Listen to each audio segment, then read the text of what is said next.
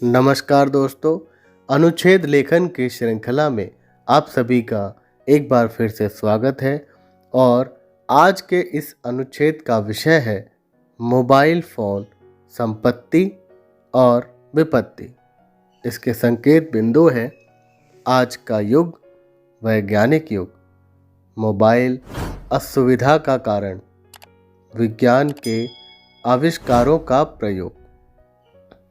आज का युग, जिसे वैज्ञानिक युग कहा गया है, मनुष्य के जीवन और समाज को किस ओर ले जा रहा है, ठीक से कह पाना सरल कार्य नहीं है।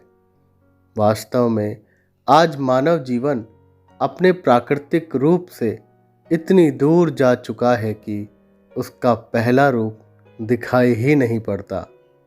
कहीं भी चले जाएं, प्रत्येक कदम पर वैज्ञानिक आविष्कारों एवं उपलब्धियों के दर्शन होते हैं।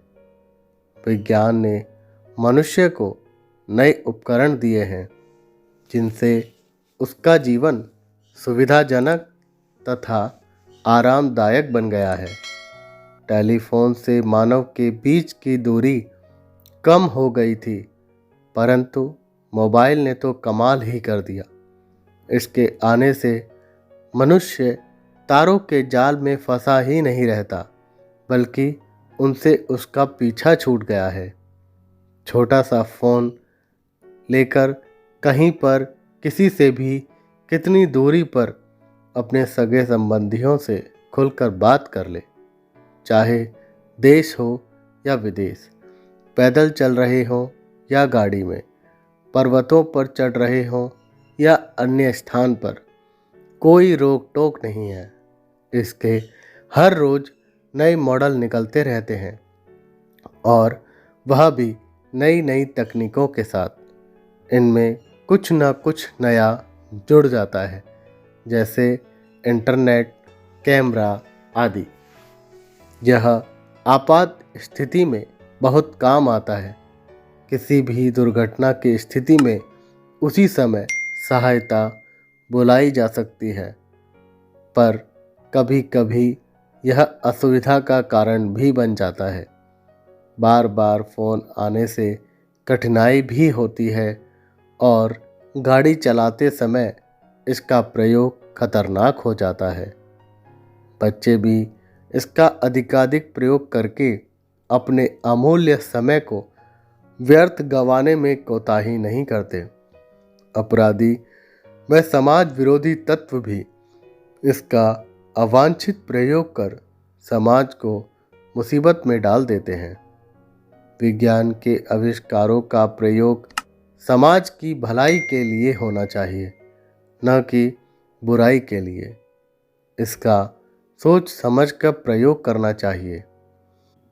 मोबाइल द्वारा संदेश देने का माध्यम ऐसा है जिससे बच्चे भाषा का संक्षिप्तीकरण कर देते हैं, और यही मोबाइल भाषा विद्यार्थी जब विद्यालयों में प्रयोग करता है तो उनके अंकों का नुकसान होता है। मोबाइल द्वारा व्यक्ति के स्वास्थ्य पर भी बुरा प्रभाव पड़ता है, और द्विअर्थक संदेश पढ़कर उनके चरित्र पर भी असर पड़ता है। अपराधी व समाज विरोधी तत्व भी इसका अवांछित प्रयोग कर समाज को खतरे में डाल देते हैं। बार बार मोबाइल फ़ोन की ओर ध्यान लगे रहने से एकाग्रता भंग होती है। जिस तरह अधिक संपत्ति भी विपत्ति का कारण बन जाती है, उसी तरह विज्ञान की इस अद्भुत देन का अधिकाधिक प्रयोग सुख देने की अपेक्षा दुखदायी बन जाता है। विज्ञान के आविष्कारों का प्रयोग समाज की भलाई के लिए होना चाहिए, न कि उसकी बुराई के लिए। इसलिए मोबाइल फ़ोन का प्रयोग सोच समझकर करना चाहिए। इसी तरह की अन्य वीडियो देखने के लिए मेरे चैनल को अभी सब्सक्राइब कर बेल आइकन को दबाएं।